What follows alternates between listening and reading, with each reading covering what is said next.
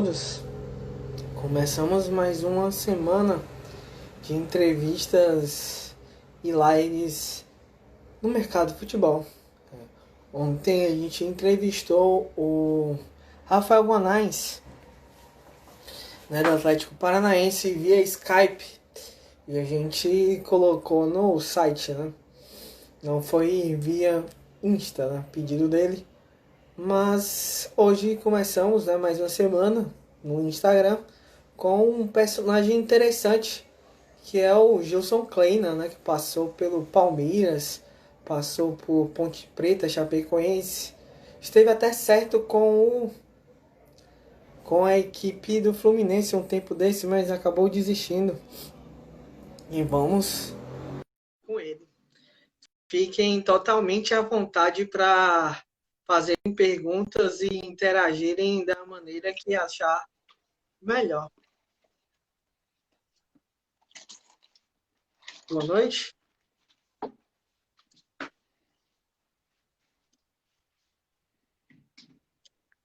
Dessa vez pegou de primeira.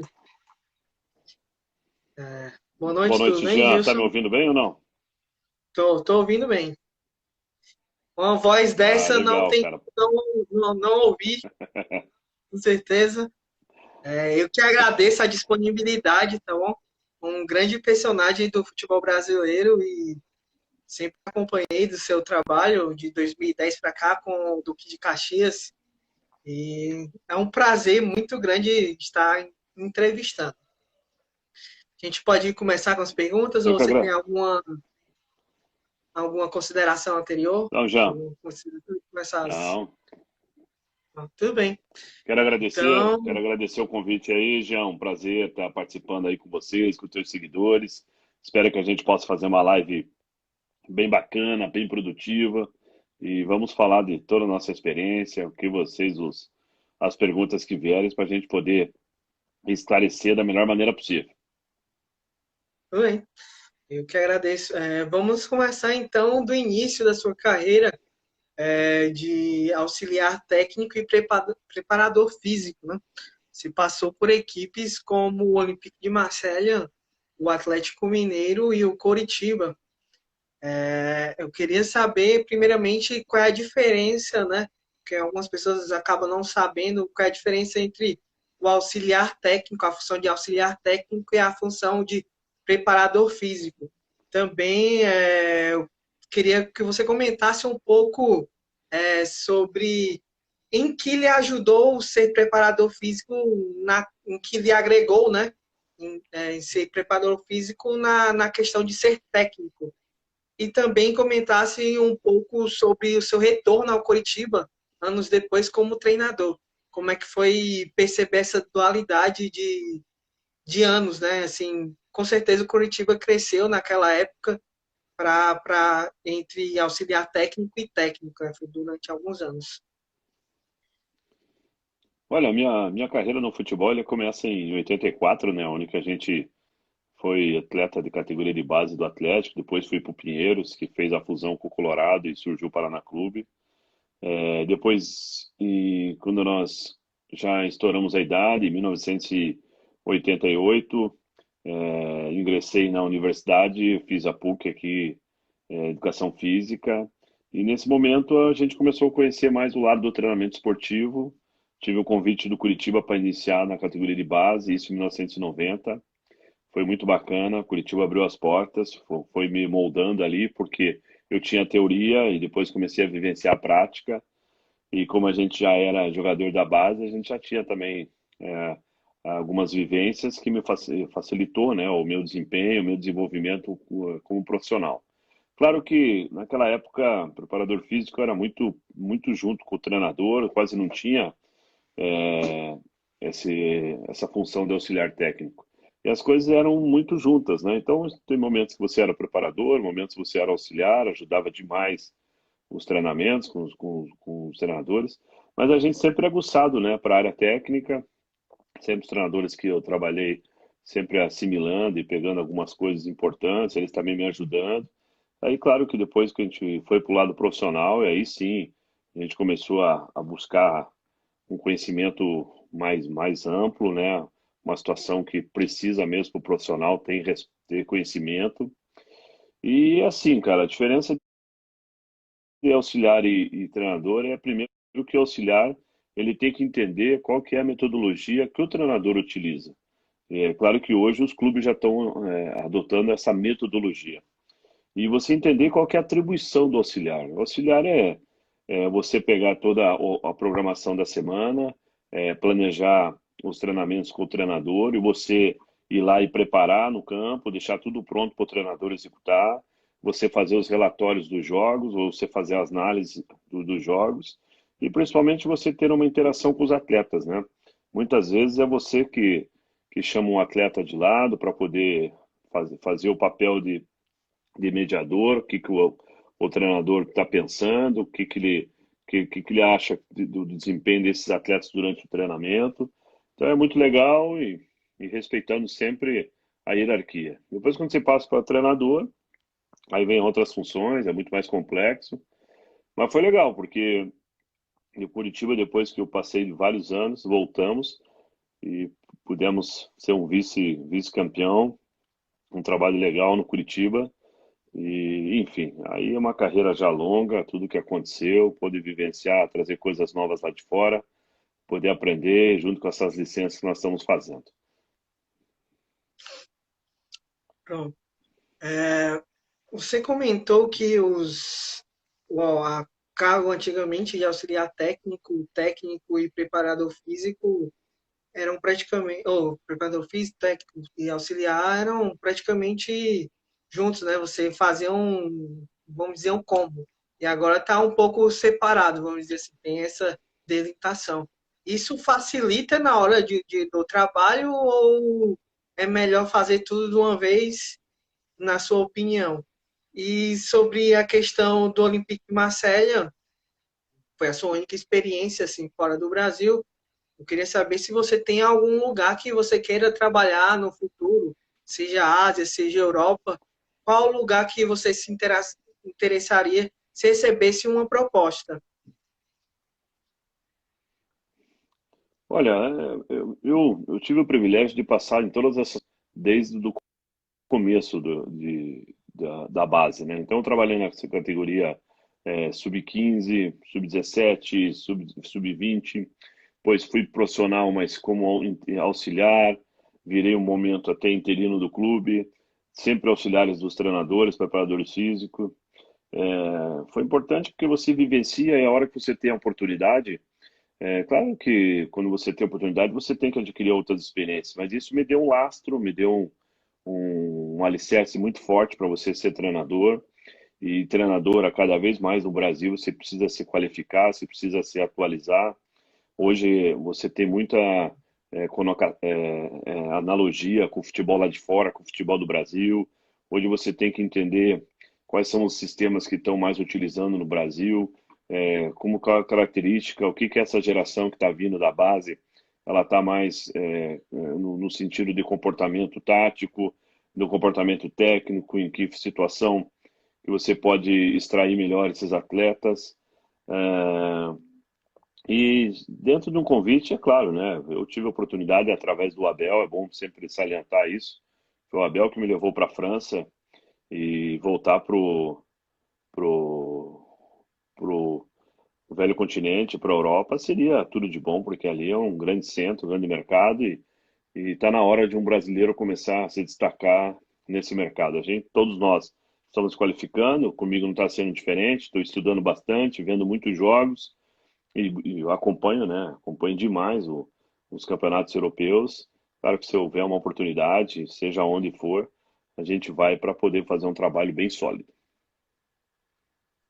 Pronto, você comentou sobre questões de curso. O Milton Mendes, o técnico Botafogo, né, o Paulo Autuori, são técnicos que tiveram oportunidade e se capacitaram com cursos, vamos dizer, de licença europeia. Como é que você vê essa dificuldade atualmente de inserção dos técnicos brasileiros no cenário europeu? De onde é que vem essa dificuldade? Por qual motivo tem essa, vamos dizer, um pouco de rejeição dos clubes europeus ao trabalho dos técnicos brasileiros. Olha, eu vejo, bom, tanto o Paulo quanto o Milton são treinadores de referência, mas eu vejo que eles estavam no momento certo, né? Que eles trabalharam. O Paulo trabalhou muito tempo em Portugal, o Milton também, se eu não me engano, acho que até o Milton residiu um tempo lá, e aproveitaram para fazer o curso na Liga. A CBF faz 4, 5 anos que ela está desenvolvendo as licenças. Agora, eu que estou no estágio já da licença Pro, que é o último ano, o último estágio, e esse ano a briga é para ser reconhecida as licenças lá fora.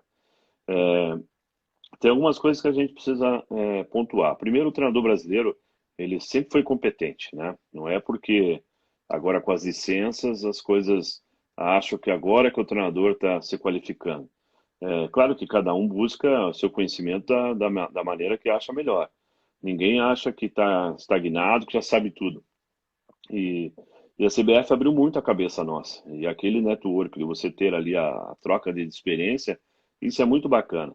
Mas assim, ó, na América Latina, se eu não me engano, é só a AFA, a Argentina, que era reconhecida as licenças, e isso começou a ter um ganho lá fora de mercado, seja qual for o continente, e essa licença brasileira ainda não estava sendo reconhecida. Espero que esse ano, junto com os profissionais que estão cuidando desse curso, possam conseguir agregar, até porque estão trazendo referências para os cursos e estão vendo que os treinadores brasileiros são muito qualificados e têm condições de trabalhar lá fora. Segundo, o idioma.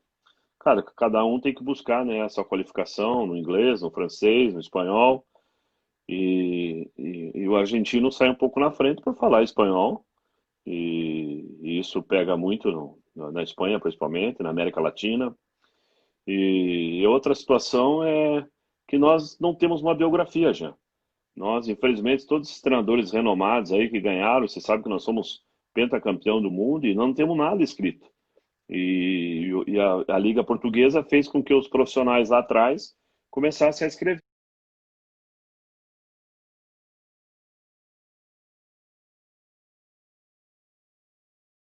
desenvolver uma metodologia.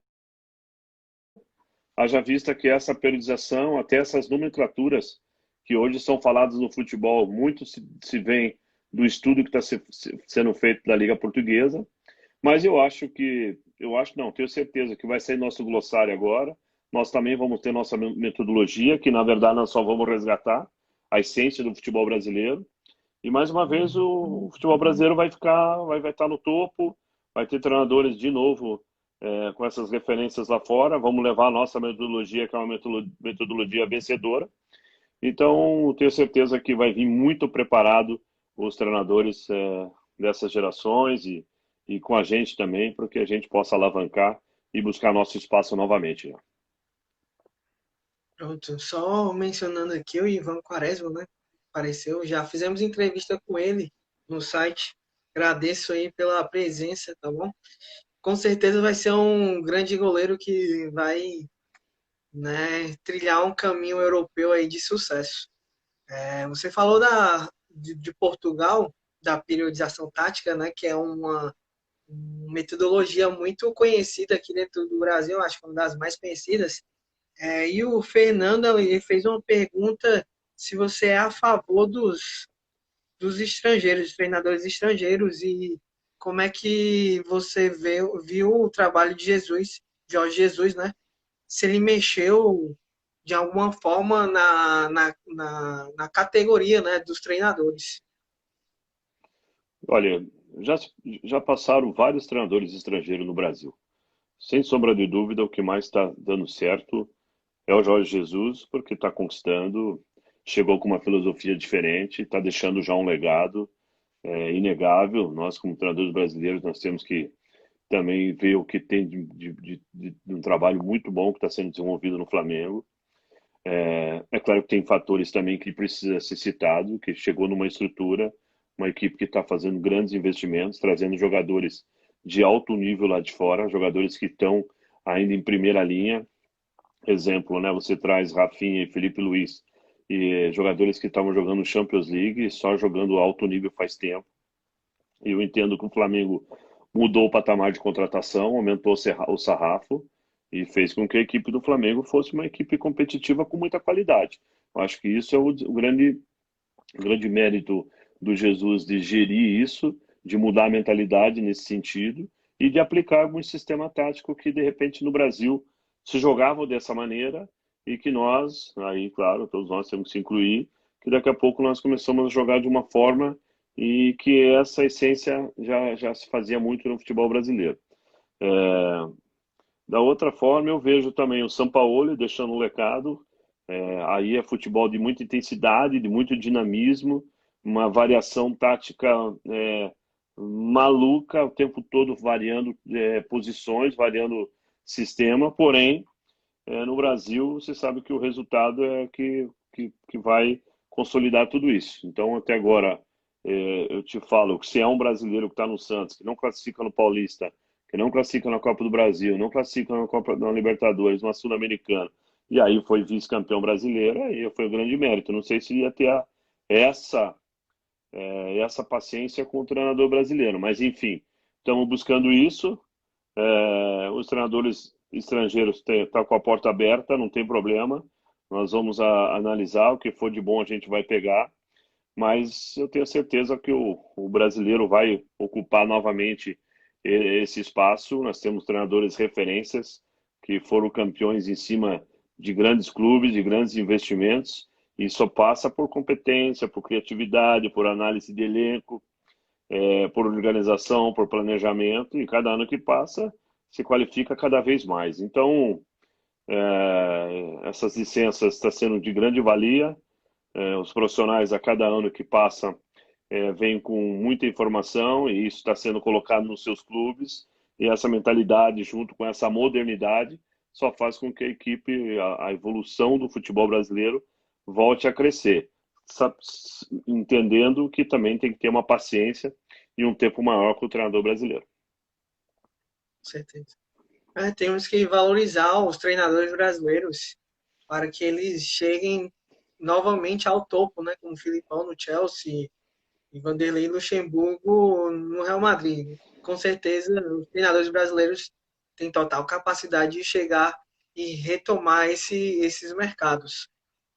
Falando sobre dois clubes, especificamente do começo da sua carreira, o Irati e o Coruripe, onde você conquistou títulos estaduais.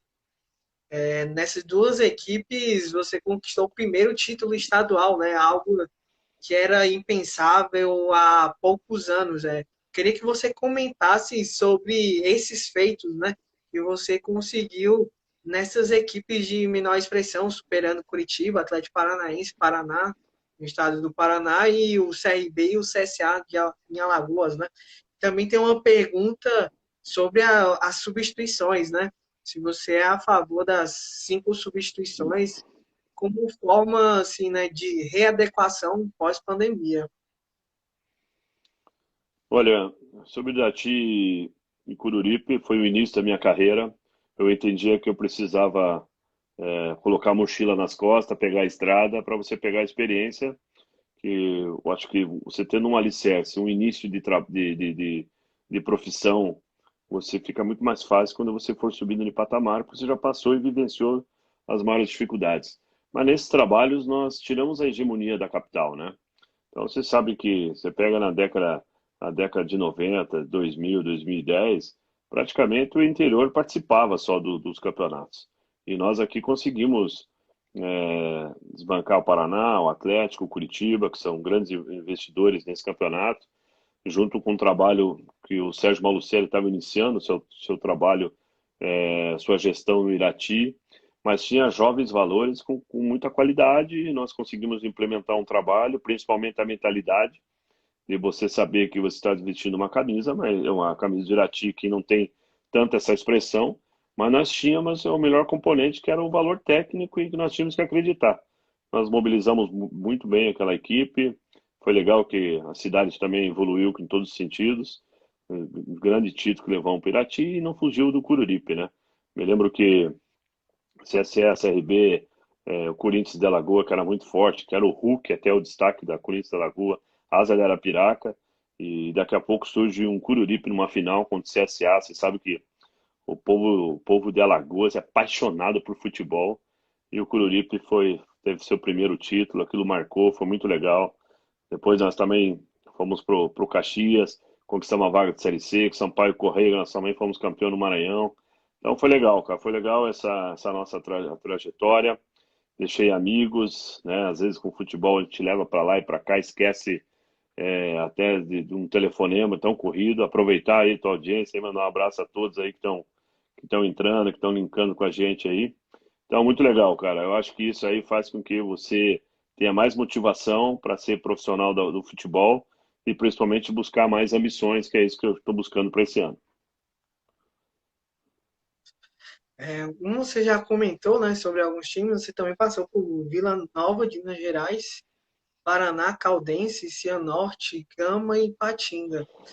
Desta lista, qual é que você, qual na sua opinião, né, desses clubes aqui que eu citei que estão na Série D, tem maior possibilidade de conseguir subir de divisão, assim, conseguir se estabilizar no cenário nacional? E você passou no Ipatinga, né, em 2007, que o time acabou subindo para a Série A. Em 2010 você teve uma passagem também que depois, né, você saiu antes, que acabou tendo o descenso, né? Quais foram as motivações nesses 3 anos, o time ter conseguido tão tamanho êxito e tão tamanho fracasso, né? Você teria algum pensamento assim em termos de diferença nesses 3 anos, nessas duas passagens que você teve no Patinga? Olha, você sabe que Ipatinga foi um trabalho muito bacana, cara. Em 2007 nós chegamos, Ipatinga ainda era uma equipe assim, não era conhecida, mas tinha feito uma parceria com o Cruzeiro. E na época o meu presidente era o Itair Machado, onde até eu conheci o auxiliar que trabalha comigo até hoje, que é o Juninho Lola. E naquele ano, em 2007, nós subimos de Ipatinga para a Série A. Começou comigo, e aí eu tive uma proposta muito bacana que o Paraná Clube me trouxe. E na reta final subiu com o Emerson Ávila, um trabalho muito legal também do Emerson. Mas também considero que a gente fez toda a montagem daquele elenco, daquele grupo. E em 2010 eu voltei para Ipatinga, nós fomos vice-campeão mineiro, perdemos o título para o Atlético Mineiro. E aí que nós perdemos o título, nós saímos porque eu tinha um contrato já com o Duque de Caxias, que era o Boa Vista. Era o Boa Vista no Carioca e o Duque de Caxias no Brasileiro. Então, praticamente fui emprestado assim e voltei em 2010 para disputar o Brasileiro da Série B. Cara, Cianorte também lembro com muito carinho. Me lembro que eu fui ali substituir, fazer um trabalho no nosso querido e falecido Caio Júnior. Nós chegamos ali também no início da minha profissão, em 2005. Foi bacana a gente poder fazer um paranaense bem consolidado, bem sólido. Classificamos entre os 8. O Vila Nova de Nova Lima foi o que abriu as portas para mim, através do Anizinho. Foi o primeiro clube que eu iniciei como treinador mesmo, em 2004. Sou muito grato, né, a essa agremiação. E aí, sempre, né, esses clubes que você citou, a Caldense, eu lembro que a Caldense, nós chegamos lá, o Caldense estava na iminência de cair no Mineiro, e nós fizemos uma reação, assim, muito bacana com a Caldense, deixamos a Caldense na primeira divisão. Então, todos os trabalhos que a gente foi, conseguimos atingir o objetivo do clube, que é mais importante, e aqueles que a gente não conseguiu atingir, a gente realmente fez um trabalho bacana, deixou sempre as portas abertas. Claro que teve alguns trabalhos que fugiu, né? Como todo treinador também tem o seu fracasso, mas isso faz parte e é aí que você tem que ter o maior aprendizado. Você comentou sobre a Caldense, e a Caldense teve problemas, porque ela encerrou todos os contratos ao final do Mineiro e a equipe se dissolveu, né? Mesmo tendo a possibilidade de disputar a Série D. Como é que você vê esse período de incertezas para os clubes menores, de não saber quando é que vai voltar e não ter recursos para segurar os atletas da equipe? Você também comentou que você foi reemprestado, né, para o segunda semestre, né? Como é que você vê também a questão dos treinadores, que os jogadores têm esse dilema de ficar segundo semestre sem emprego. O treinador tem esse mesmo medo do jogador ou acha que o mercado é mais tranquilo para os técnicos? Não, não é tranquilo não. Não, o mercado também difícil, é ruim porque tem clubes que não conseguem ter o calendário anual, que isso é uma coisa que precisava ser revista, fazer um calendário que pudesse os clubes do interior ter um calendário com mais tempo e diante disso a gente fica triste, né, de ver um clube ter que encerrar, fechar com seus atletas para não poder terminar mais o campeonato, mas também no momento que nós estamos passando é novo para todo mundo, não dá para culpar ninguém, não dá para tirar, apontar para ninguém. Nesse momento a gente tem que cuidar das vidas, cuidar de todos nós, da família, torcer que os especialistas no nível, ou então que nós possamos voltar com o futebol com um protocolo rigoroso, mas com responsabilidade para as coisas poderem caminhar. E da mesma forma, cara, eu acho que cada região vai ter que definir suas federações. Você vai terminar e só vai dar o título para quem estava na frente e subir os dois que estavam na zona de acesso da segunda divisão dos seus estados. É difícil, né, cara? Porque não terminou, então hoje para você fazer uma análise e você realmente ter uma segurança do que você vai falar, cada estado está trabalhando de uma forma. Então, cara, uma coisa eu tenho certeza, não vai agradar, toda a decisão que for tomada não vai agradar todo mundo, sempre vai ter os que não vão concordar, mas nesse momento eu espero que a gente consiga acionar um plano de ação, que nós possamos, nós do futebol, fazer uma análise dessa pandemia, se é antes, o pico, o pós-pico, como que vai funcionar essa situação, para que nós, se tudo normalizar, retornar, a gente dê segurança para os atletas, as comissões técnicas, aqueles que estão ligados diretamente a, a, ao jogo. E claro que se conseguir um remédio, que é isso que nós estamos mais rezando aí, que essa vacina possa ser encontrada o mais rápido possível, para você ter o torcedor no estádio, porque futebol é claro que ele é muito legal, bacana, mas para você ter o glamour, para você ter o espetáculo mesmo, o estádio tem que estar cheio, porque você sabe que a energia, essa magia que o torcedor passa para dentro de campo, isso é só para quem vive ali, você sabe que faz toda a diferença você trabalhar junto com o estádio, com o seu torcedor. Você comentou sobre as questões das séries, né, de acesso.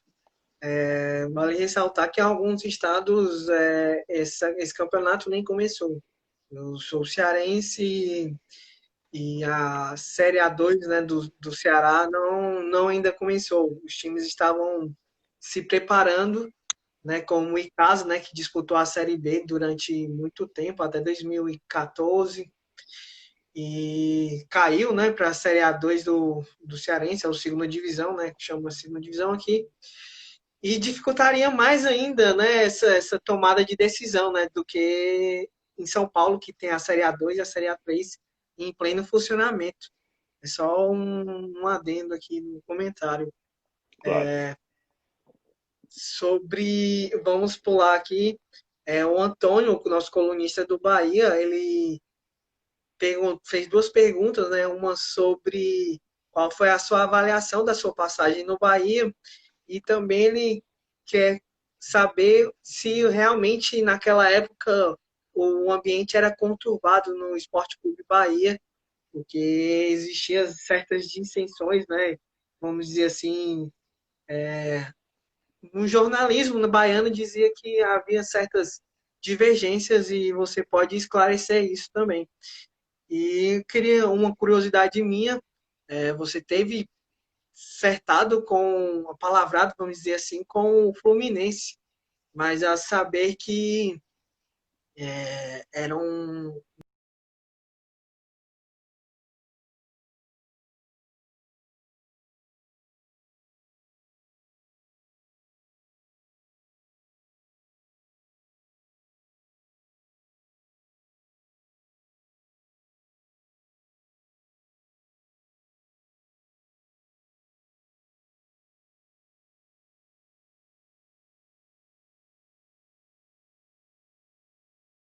um contrato temporário até o final do ano. Se eu não me engano, o próximo ano seguinte era o Abel Braga, né, que você já comentou.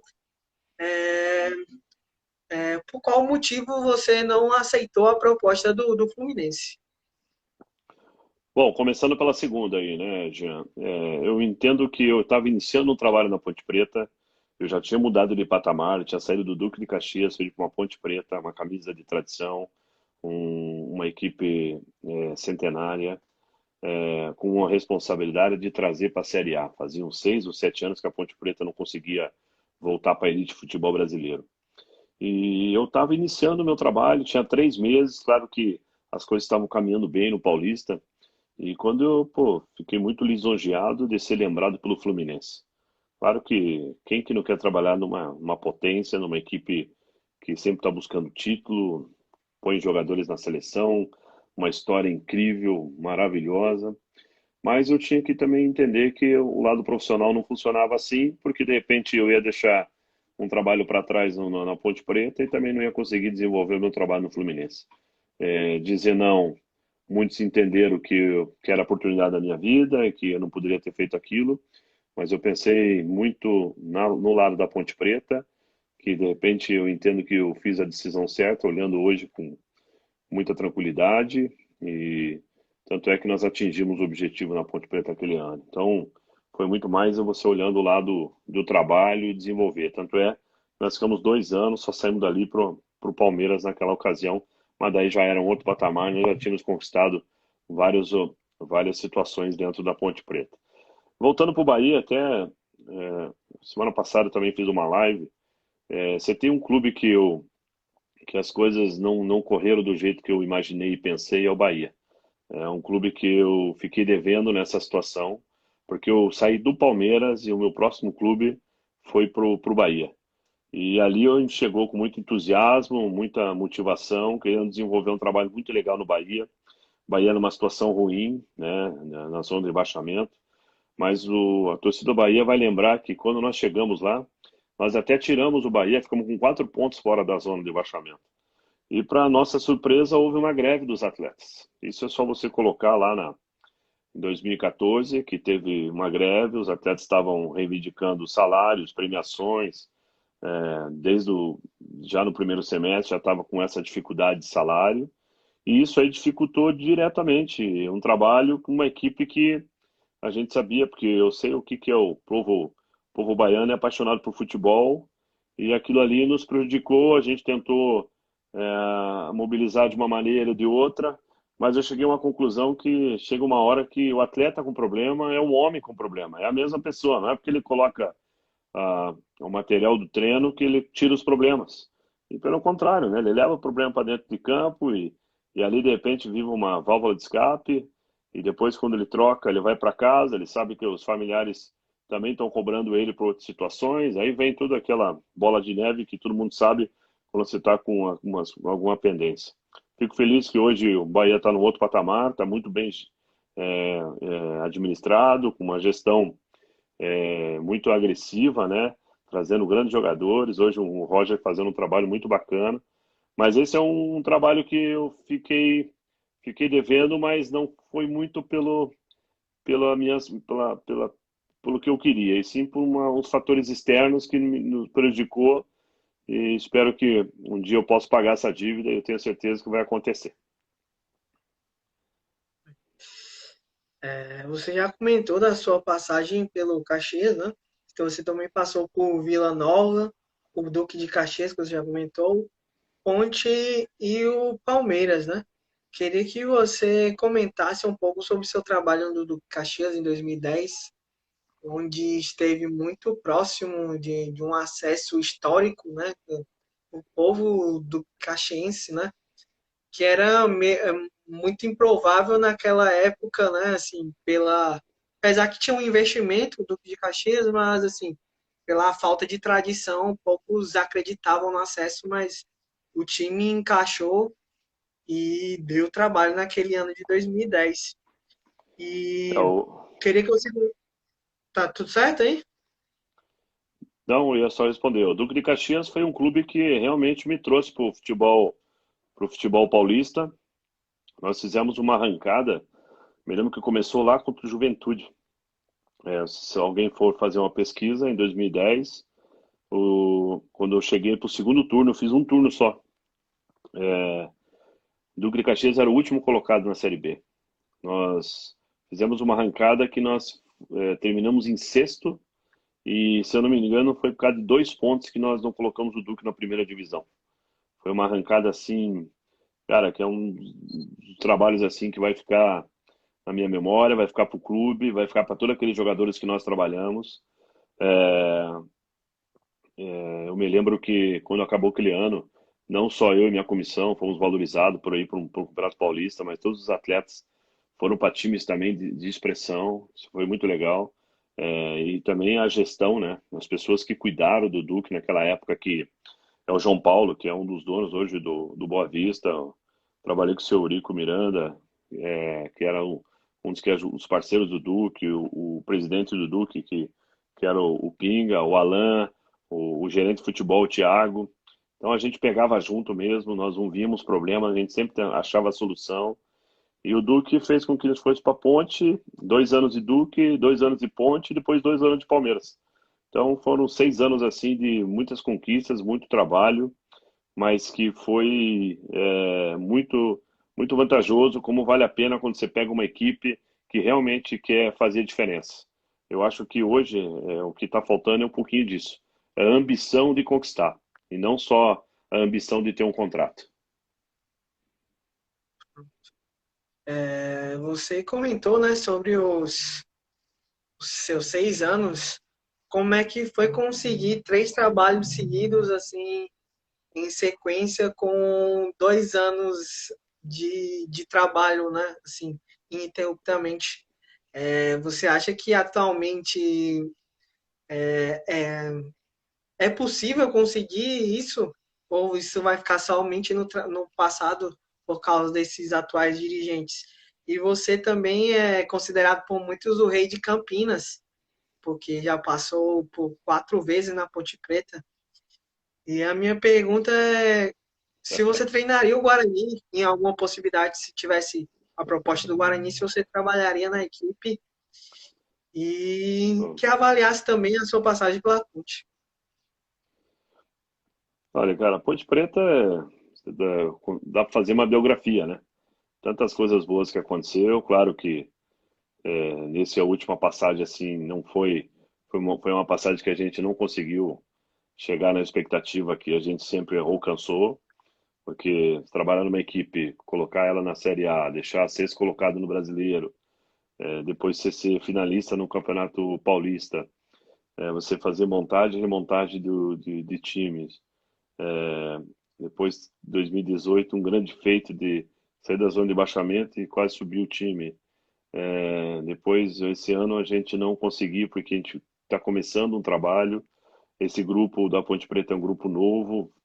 Tanto é que quando eu interrompeu o meu trabalho, para esse ano, não tinha 30 dias de competição. Mas isso tudo faz parte. O Campeonato Paulista é um dos mais difíceis do Brasil, muito equilibrado, muito investimento. Mas a equipe vai dar liga. Cara, chega um momento assim, né, cara? Eu sei que nós temos identificado com a Ponte, são 4 passagens e eu fico muito feliz de ser o quarto treinador com mais passagem dentro da camisa da Ponte, sendo que é uma camisa que só passou treinador renomado, fera, e hoje a gente fazer parte dessa galeria. Isso ninguém mais tira. Claro, a gente já viu grandes treinadores trabalhar nas duas equipes. Nós estamos entendendo que a gente é profissional. Se um dia isso acontecer, a gente tem que dar a mesma atenção, trabalhar com corpo e alma para atingir o objetivo do clube também. O Lucas mandou aqui um abraço, o colunista do Figueirense, e disse que você foi muito gentil com ele na final do Campeonato Catarinense de 2018. Ele mandou um abraço a um dos nossos colunistas que trabalha junto com a gente. Agora eu vou querer comentar um pouco sobre a sua passagem pelo Palmeiras. Você teve mais de 100 jogos e um grande trabalho pelo Palmeiras. Como é que você analisa o processo de reestruturação, né, feito nos últimos anos, né, feito por você em 2013, 2014, E como é que foi renovar por produtividade, né? Na época se tentou o Marcelo Bielsa, mas renovou pelo seu bom trabalho, por produtividade. E agora, fazendo esse paralelo de produtividade para o contrato de produtividade para o de 2020, né? Que é um cenário totalmente diferente, onde o técnico ganha um valor bem considerável, jogadores ganham um valor bem considerável, tem uma marca forte por detrás. Eu queria que você falasse sobre esse processo, né, e comentasse também um pouco da sua passagem por Palmeiras. Olha, claro que a Ponte Preta, ela me deu uma condição, me deu um lastro forte para a gente chegar no Palmeiras, né? Então é muito importante você fazer um trabalho com uma camisa de São Paulo, que foi a camisa da Ponte. Quando chegou o convite, a comparação ela é inevitável, né? Quem é Gilson Kleina para substituir Filipão? Se chega, pega um vestiário com jogadores de seleção, jogadores renomados, mas ao mesmo tempo você tem que mostrar a tua personalidade, mostrar o teu conhecimento, mostrar a tua plataforma de jogo, qual é a estrutura que você ia definir. Claro que você chega faltando 10 jogos e você tem que ganhar, perdão, você tem que ganhar 9 para não cair, mas a gente passou por esse processo. No ano seguinte a gente começou a galgar, a trabalhar aos poucos, começou a ganhar a confiança de todos dentro do Palmeiras, principalmente da torcida, parte da imprensa começou também a nos apoiar, que foi um trabalho árduo, foi um trabalho difícil. Você iniciar num Palmeiras com 17 atletas, sendo a maioria da base, você jogando Libertadores, Paulista, depois se tinha a Série B, que era obrigação. E a gente foi muito competente, né? Os atletas comprou a ideia também, foi um trabalho assim muito com interação, olho no olho, falamos tudo que tinha que falar, tanto é que depois todo mundo tinha orgulho de jogar na Ponte Preta, no Palmeiras. A gente conseguiu resgatar jogadores que não estavam desenvolvendo seu futebol, que era o caso do Valdívio, o caso do Wesley, o caso do Henrique, e eu fiquei muito feliz porque tem algumas situações pontuais que aconteceram no trabalho, que a gente conseguiu numa Série B colocar o Leandro na seleção brasileira para jogar contra o Bolívia, o Henrique foi para o Mundial, o Luiz Felipe foi vendido para o Benfica, o Allan Kardec virou o grande atacante do Brasil no momento. Infelizmente não conseguimos renovar. Ele foi para o São Paulo. O Wesley também começou a ser preferência do Brasil inteiro, tanto é que também foi para o São Paulo. Jogadores que se valorizaram. Nós não tínhamos o investimento, porque quando o presidente Paulo Nobre ganhou a eleição, ele mesmo falou que ele não tinha condições de fazer investimento, que ele tinha que administrar o clube primeiro. Tanto é que essa administração levou essa potência que é o Palmeiras hoje. E é um trabalho que foi muito legal, cara.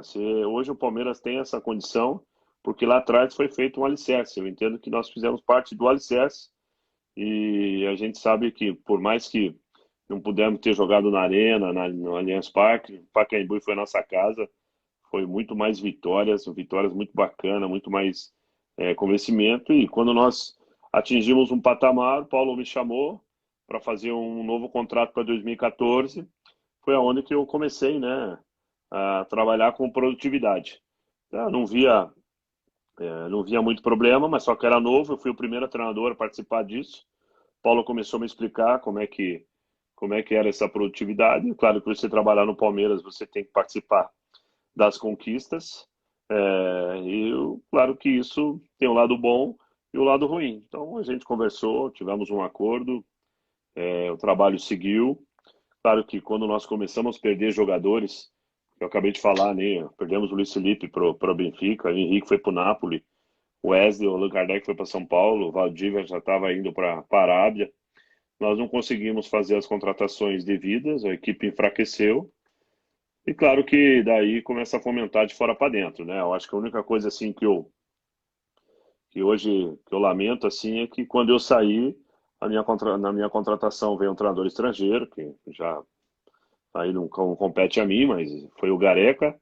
E aí naquela semana, naquela próxima quinzena, trouxeram 4 jogadores estrangeiros e aí fizeram grandes investimentos.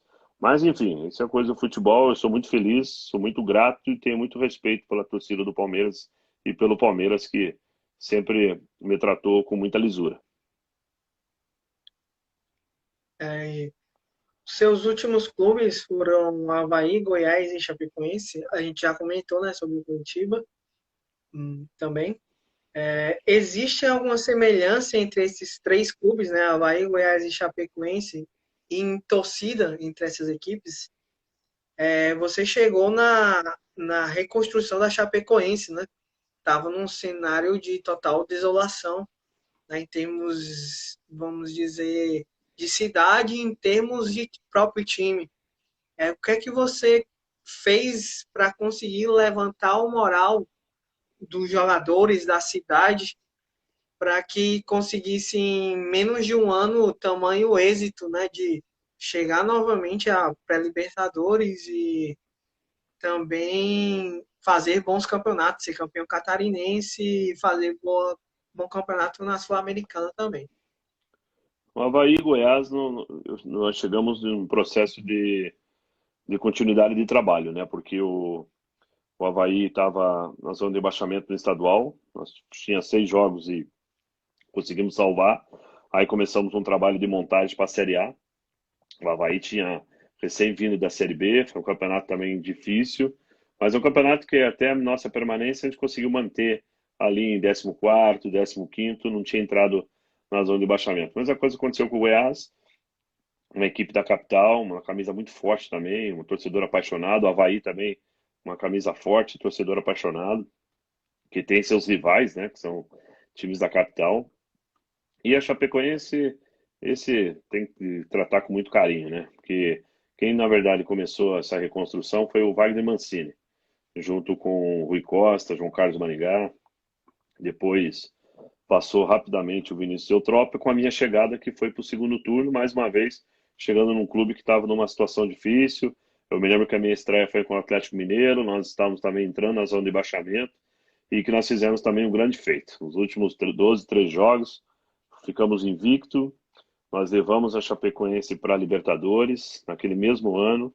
Uma coisa que às vezes o brasileiro não sabe, naquele segundo turno de 2017, a Chapecoense ela foi campeã brasileira no segundo turno, tanto é que tem um troféu chamado João Saldanha para quem é campeão do turno, e a Chapecoense detém esse título, que é bom lembrar, e eu sempre agradeço a todos aqueles jogadores que também se dedicaram, jogavam pela gente, jogavam pela cidade, jogavam por aqueles que nos deixaram, por aquela tragédia. Eu era um que tinha muito amigos naquele avião, né? Tanto o Caio que é aqui de Curitiba, muitos jogadores que eu pude trabalhar diretamente. Então a gente sentia aquele ambiente e o vestiário de Chapecoense muito forte, né, Jean? Para quem não sabia, aquele vestiário tinha uma energia que, olha, é difícil ver em outros clubes, por tudo isso que eu estou te falando, mas, cara, o jogador realmente, cara, não sei, mas a hora que amarrava a chuteira, eles entravam com algo a mais. Acho que é o espírito guerreiro mesmo do Índio Condá ali, cara, porque pô, era difícil, cara, nós ser batido.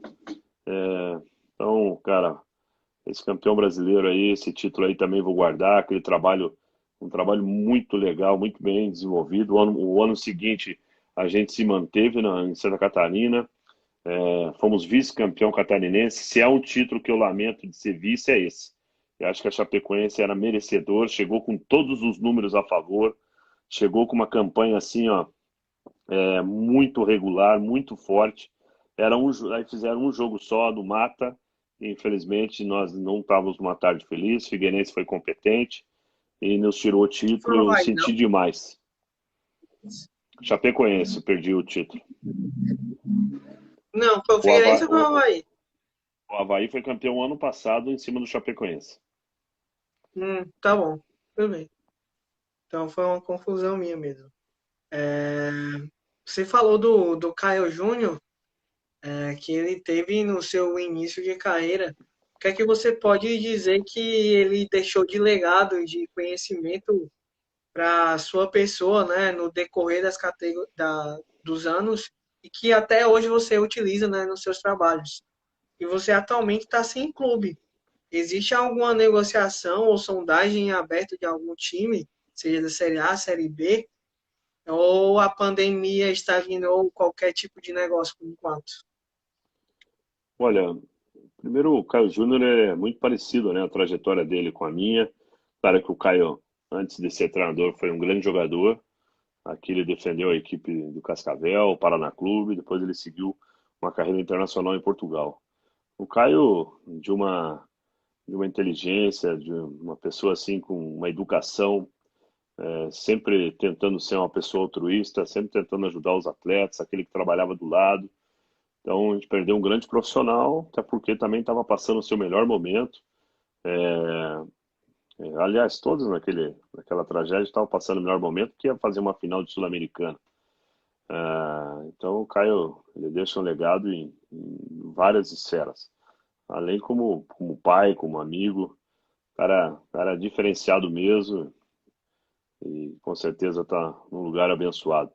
Não, não, nesse momento, depois que saímos na Ponte Preta, até tivemos até dois contatos assim, mas foi uma coisa muito rápida, que quando eu cheguei em Curitiba, na semana seguinte que passou o Carnaval, já começou essa situação do coronavírus, começou a falar muito, e na outra semana parou tudo, aí começou a epidemia aqui no Brasil, e aí nós já estávamos em casa, graças a Deus aqui com a família, e agora esperando que isso aí se normalize, que possa passar, que possamos, né, estagnar essas mortes aí, que é isso que é o mais difícil, que nossos comandantes tenham discernimento, que tenham inteligência, sabedoria, que possa controlar o nosso povo e que o planeta seja um só e que tenha uma melhoria para todo mundo.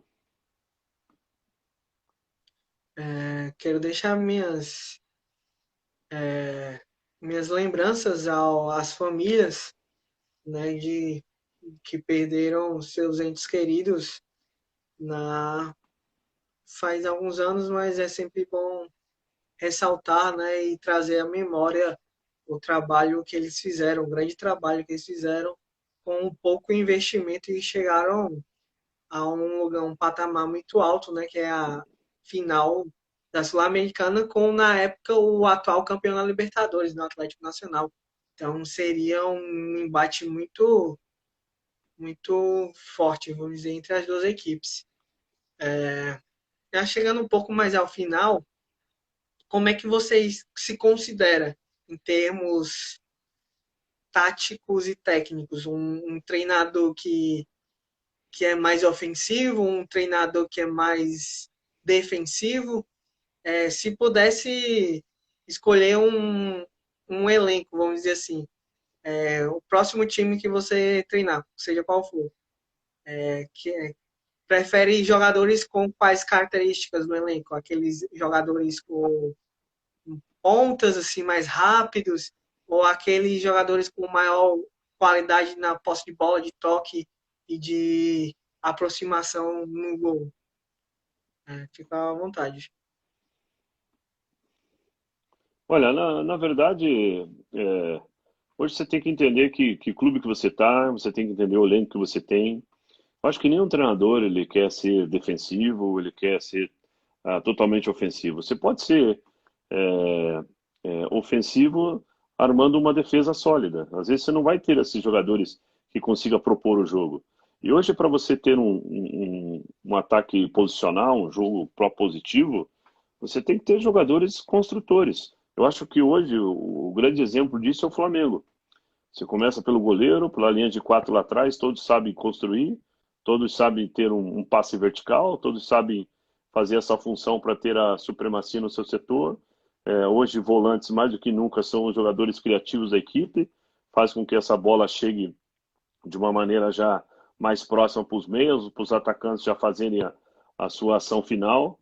Então, hoje, o que eu entendo é que o treinador ele tem que ter uma construção de jogo, ele tem que ter uma organização ofensiva, ele tem que se entender quando ele pisar no campo adversário, qual que é o posicionamento e a distribuição dos seus atletas, e da mesma forma, onde você vai começar a marcar, se você já vai fazer um perde pressiona quando se perde a bola no ataque, se você tem essa condição de fazer uma linha alta, se você vai fazer um bloco médio, se vai fazer um bloco baixo. Eu acho que você tem que estudar muito dentro da característica dos seus atletas e que eles entendam que você possa fazer metodologia de treinamento simples, que eles vão assimilando a cada treino, para que você possa ter uma liga de time. O mais difícil é ter a liga. A hora que o time dá o encaixe, tenho certeza que você vai fazer um trabalho regular E as variações de estrutura de jogo vai passar muito pelo adversário que você vai enfrentar. Tem momentos que você entende que você tem que fortalecer mais o meio, tem momentos que você tem que fazer uma equipe reativa e entender que você vai ser mais atacado e que os espaços são pelos lados. De repente você sabe que tem uma equipe que põe muita filtração, muita movimentação. Você pode até iniciar com uma linha de 5. Aí vai muito do estudo, da comissão que você tem e da ousadia, da tua coragem. Ver que momento você vai optar por fazer essa situação. Antes que eu me esqueça, só retomando a Ponte Preta, a Ponte Preta fez umas contratações, né? Na última semana, o Meia Camilo estava no Mirassol, tentou negociar com o Neto Moura, mas o Mirassol está fazendo jogo duro, porque tem contrato até 2021. Hernandes, né, o lateral esquerdo, Luizão, tá negociando também com o Felipe Ferreira, só para deixar aqui um comentário, né, para quem está assistindo aqui sobre a Ponte, a atual situação. Já estamos aqui mais ou menos com 55 minutos de live. Eu espero que você tenha gostado das perguntas e gostado da interação das pessoas que passaram pela live. E queria que você deixasse uma mensagem para os colunistas, né, e para quem assistiu a live e os leitores, porque depois dessa live eu vou gravar, vamos gravar a live e possivelmente eu vou transcrever parte dela, né? Não vou transcrever ela na totalidade porque demoraria um pouco de tempo, mas eu vou escrever parte dela e deixar gravado o vídeo lá no YouTube. Eu queria que você deixasse uma mensagem final e espero que tenha gostado das perguntas e do nosso bate-papo aqui durante quase uma hora. Pô, Jean, pô, cara, um espaço muito bacana, voou o tempo, né? Claro que quando eu estou falando com você aqui, eu quase não consigo ver os nomes aí, mas dá para ver que agora está falando aí o Melo, o Rogério, meu bruxo. Isso aí é um termo que a gente usa aqui no Sul. Cara, sobre as contratações da Ponte, cara, são grandes jogadores, são jogadores que estavam monitorados. Tenho certeza que vão agregar e vão somar muito, vão dar um salto também. Sabe que não é uma camisa pesada. As contratações você faz da melhor maneira possível. Espero que possa dar certo. Quero, antes de terminar, cara, deixa eu mandar um abraço pro Olivier, que é meu primo, e ele aí também está seguindo você, a minha prima Karen, a Ana Clara, a Alice.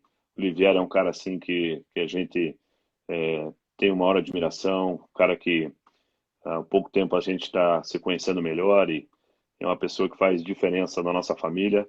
Um beijão para ele, para toda a família. O meu afilhado aí que acompanhou, mandou bastante, tá certo? O pessoal aí a Falando da Giovana mãe que de está aqui. Sinclair. A Giovana que está aqui em casa, ela que fica mandando essa aí.